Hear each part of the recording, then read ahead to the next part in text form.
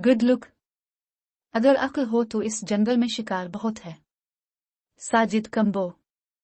एक हरे भरे जंगल में बहुत से जानवर रहते थे। इस जंगल का बादशाह शेर काफी बुरा और अक्लमंद था, जिसकी वजह से सभी जानवर पुरसुकून जिंदगी गुजार रहे थे। इन सब की आपस में अच्छी दोस्ती थी। वो फारिग वक्त में खूब गुपशप करते थे। लुंगड़ी और भेड़िया बचपन के दोस्त थे। वो दोनों जब भी मिलते तो खूब घुल मिलकर बातें करते। एक दिन दोनों की राह चलते मुलाकात हुई तो भेड़िया ने कहा, बी लुंगड़ी, अब जंगल में शिकार कम होता जा रहा है। इंसान ने इस जंगल के जानवरों का शिकार करके हम जानवरों पर बड़ा जुल्म किया है। अब तो जंगल के इर्द गिर्द भी भेड़ें बहुत कम हो गई हैं। मैं तो खाने को तरस गया हूँ, कहीं भी शिकार नहीं मिलता।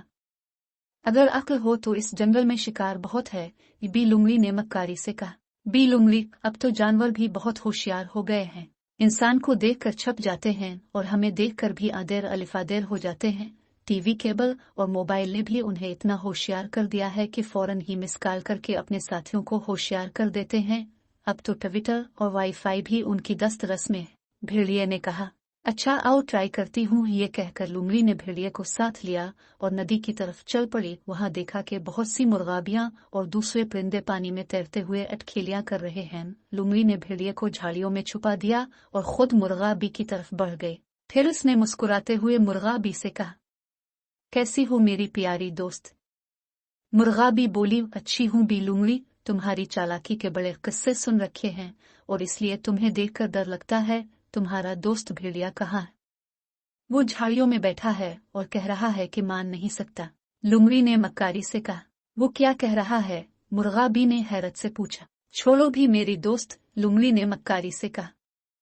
फिर भी वो झाड़ियों में क्यों छुपा बैठा है? मुर्गाबी अभी तक हैरान थी। वो कह रहा था कि मुर्गाबी के पैर बड़े सख्त होते हैं, अगर इसका तकिया बनाया जाए तो इस पर सर रख कर कोई सो नहीं सकता। मगर मैं कहती हूँ कि तुम्हारे पैर बड़े नरम होते हैं, उनका तकिया बड़ा नरम होगा। लुंगड़ी ने मक्कारी से कहा, मेरे पैर वाकई नरम होते हैं, तुम्हारा दोस्त गलत कहता है। मुर्गाबी ने पानी में चक्कर लगाते हुए कहा, यही बात मैंने भेड़िए से कही थी, मगर वो मानता ही नहीं। लुंगड़ी ने आंखें मिटकाती हुए कहा। मुर्गाबी ने खुश होकर पानी में गोता लगाया और काफी दूर जाकर पानी में अलिफाबेर।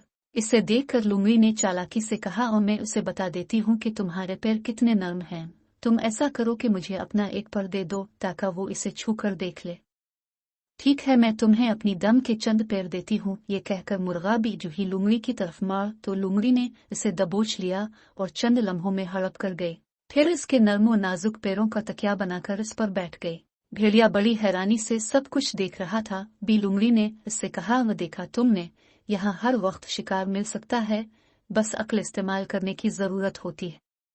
ये सुआन कर भेड़िया झाड़ियों से निकला और अपने जिस्म पर मिट्टी और कीचड़ लगाकर नदी की तरफ बढ़ गया। अब इसे भी लुंगड़ी की तरह किसी बेवकूफ और नादान मुर्गाबी की तलाश थी। लुंगड़ी ने इसे मुस्कुराते हुए देखा और गुड लुक कहती हुई आगे बढ़ गई। प्यारे बच्चों, आपने अक्सर सुना होगा खुशामद बारी बिला है, मगर आजकल तरक्की की मेराज खुशामद बन गई है। हर अफसर की कोशिश कि मेरी खुशामद की जाए, मेरी आओ भगत की जाए, मुझे आला दर्जा दिया जाए। अक्सर देखने में आया है कि मातहत अपने अफसरान की चापलूसी करते हैं, गिबत करते हैं और सहूलियात हासिल करते हैं। वक्ती तौर पर तो फायदा होता है, मगर आखिरत खराब होती है। खुशामद पसंद अपना उल्लू सीधा करता है, खा वो इंसान हो या जानवर। सच्चा और खरा बंदा किसी को पसंद नहीं, मगर घबराने की जरूरत नहीं, क्योंकि अक़वाल जरूरी है कि सच बोलने का सबसे बड़ा फायदा ये होता है कि इसे याद नहीं रखना पड़ता, वरना झूठ बोलने वाले को ये खबर नहीं होती कि उसने पहले कौन सा बयान दिया था।